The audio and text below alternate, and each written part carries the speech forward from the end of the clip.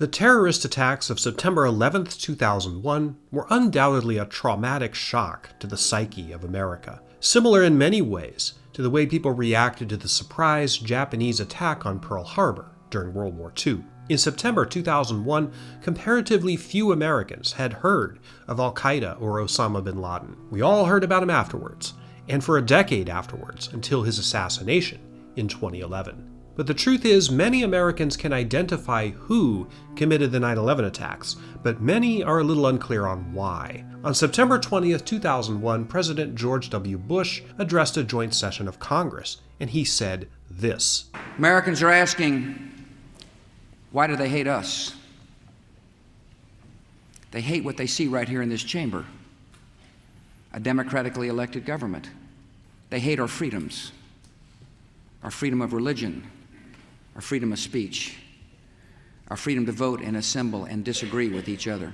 Unfortunately, that oversimplification, I think, had the effect of greatly distorting the whole event in American consciousness. As Osama bin Laden himself later pointed out, Sweden is a very free country, in many ways freer than the United States. If it was freedom he was trying to target, why didn't he attack Sweden? There is an answer to that question. Why did bin Laden and Al-Qaeda attack the United States? And why did they do it the way they chose to do it? This video does not contain that answer. I can't boil it down to a pithy soundbite, I can tell you, in a 7 or so minute video. Sorry, the world doesn't work that way. But I believe I can help you understand arguably the most important geopolitical event in world history in this century so far.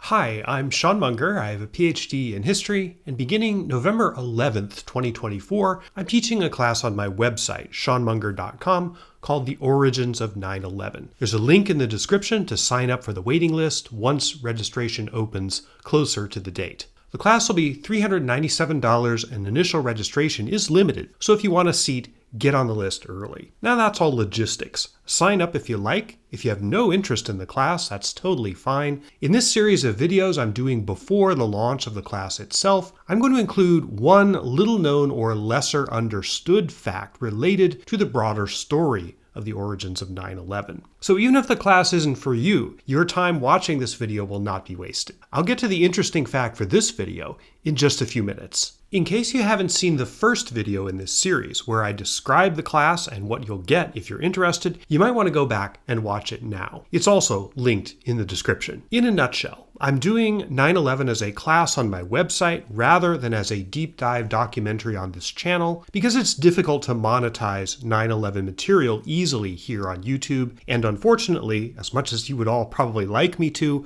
I don't work for free. Historians are not like Buddhist monks who go from town to town subsisting on alms from the local populace. It's worth asking, why don't more people understand September 11th, what it means in history, why it happened, and what's significant about it? It's not fair to blame our collective misconceptions of the event on the political rhetoric of George W. Bush. I didn't mean to give the impression a moment ago that he was solely responsible. He was part of the problem, but certainly not all of it.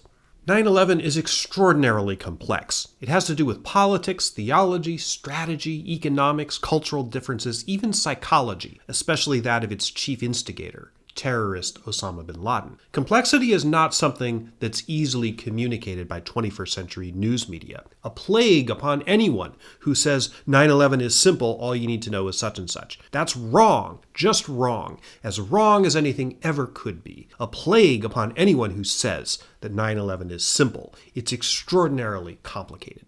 Granted, Bush couldn't have stood there in the well of Congress on September 20th, 2001 and given a lengthy lecture on the geopolitics of the Middle East. But it's been my observation that the global media and political culture, especially in those first years of what the Bush II administration called the War on Terror, kind of willfully ignored all the complexity of the event and its origin, almost as if they didn't want to understand it. Part of it was due to what you might call fear fatigue. Right after 9/11, the US media was swamped with stories about the mysterious mail bomb attacks, anthrax-laden powder. I remember that. It was terrifying, in some ways even more terrifying than 9/11 itself. Near as we can tell, that was not the work of Al-Qaeda, but it certainly added to the collective anxiety most of us felt in those terrible days.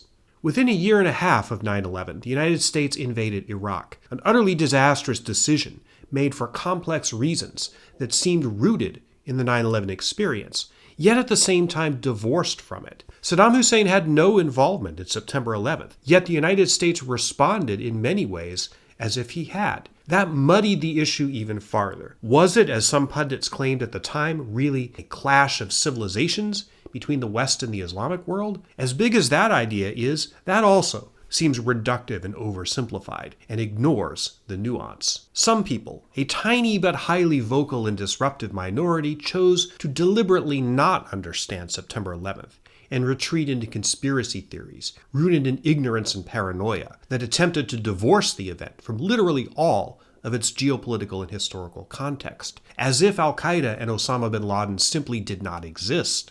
There's a saying, it's easy to believe in conspiracy theories when you don't know how anything works. Well, millions of people who didn't understand 9/11, what happened or why it happened, turned to the false but simple narratives of conspiracy theories to explain an event they did not understand. The damage that this has done to our society, to our democracy, is incalculable. Look at this painting. It's a detail from a wall-sized mural called The Cycle of Terror and Tragedy by Austin, Texas artist Graydon Paris, painted in 2007. This is what our violent and tumultuous century and its precipitating event looks like to artists. How can we reduce this complex and important event to a few simple tropes, or worse, denialist conspiracy theories? How can we pretend to navigate the perilous world of the 21st century without trying to understand why this happened and what it means? This is why I'm trying to make some historical sense out of this event. You may choose to join me, you may not, that's totally fine. But the point of this video is to help you understand why I created this class and why I think it's important. So here's the little known or lesser understood fact related to 9/11 for this video. As you probably know, the American presidential election of 2000 was extremely close, and the result wasn't decided until 6 weeks after Election Day. In December 2000, President Bill Clinton met with President-elect George W. Bush at the White House, the traditional transition meeting between outgoing and incoming presidents on the eve of a new administration. Clinton, who was very raw and inexperienced when he entered office in 1993, got a lot of on-the-job experience during his time in office. He came to evolve, particularly on the issue of terrorism. When he met with Bush in December 2000, only 2 months after the bombing of the warship USS Cole, which had been done by Al-Qaeda,